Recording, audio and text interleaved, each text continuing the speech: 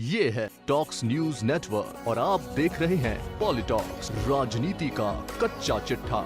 2022 की शुरुआत में होने वाले उत्तर प्रदेश विधानसभा चुनाव को लेकर प्रदेश की प्रमुख पार्टियों भाजपा, सपा, कांग्रेस और बसपा के साथ साथ इस बार आम आदमी पार्टी ने भी अपनी कमर कस ली है।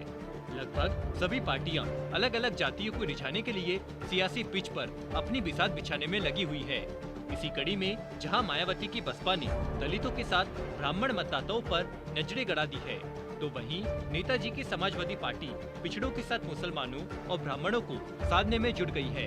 वहीं दूसरी ओर कांग्रेस मुसलमानों, दलितों के साथ पिछड़ा वर्ग को रिझाने में जुट गई है। तो अब भाजपा भी चुनाव होने से पहले प्रदेश के बड़े वर्ग ओबीसी समाज को अपने साथ लाने में जुट गई है।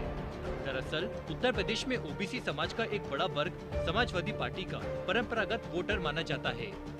इसी को ध्यान में रखते हुए अब भारतीय जनता पार्टी ने सूर्यदेव भारतीय समाज पार्टी के मुखिया ओम प्रकाश राजभर के आगे एक बार फिर से बीन बजाना शुरू कर दिया है।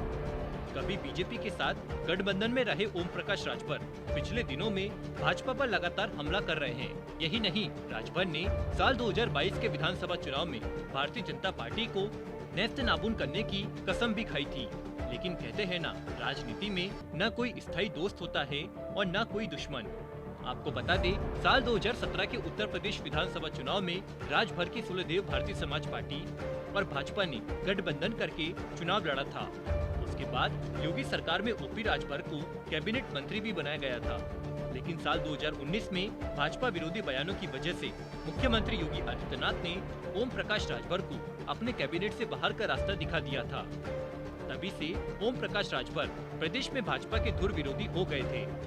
उसके बाद राजभर ने छोटी छोटी 10 पार्टियों के साथ भागीदारी संकल्प मोर्चा बना लिया।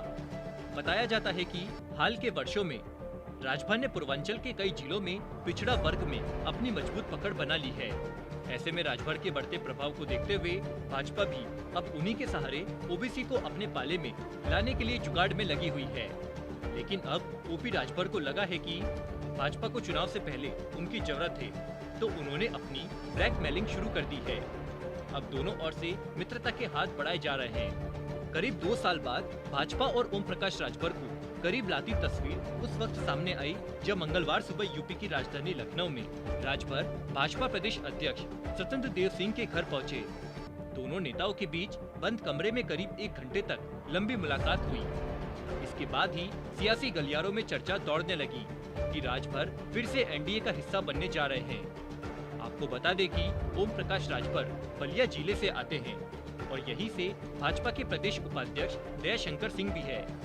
दयाशंकर ने ही भाजपा प्रदेश अध्यक्ष स्वतंत्र देव सिंह से राजभर की मुलाकात कराने में अहम भूमिका निभाई है।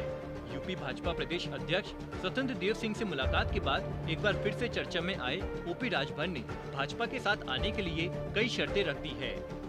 राजभर ने सरकार में शामिल होने के लिए अपनी शर्तें रखते हुए कहा कि भाजपा अगर हमारी मांगे, जिनमें पिछड़ी जाति के व्यक्ति को सीएम उम्मीदवार के रूप में घोषित करना, जाति आधारित जनगणना, लोकसभा में महिलाओं के लिए 33% आरक्षण, सामान्य और अनिवार्य मुफ्त शिक्षा, घरों में मुफ्त बिजली, शराब पर प्रतिबंध और सामाजिक न्याय समिति की रिपोर्ट को लागू करने की बात को मान ले, तो हम गठबंधन पर विचार कर सकते हैं।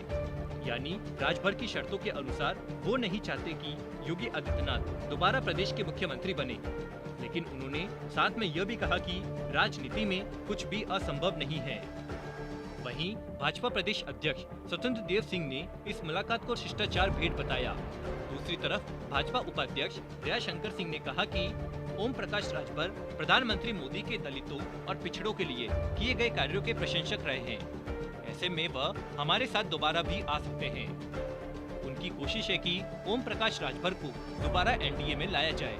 लेकिन आपको बता दें, ओम प्रकाश राजभर की शर्तों पर मुख्यमंत्री योगी आदित्यनाथ बिल्कुल सहमत नहीं होंगे।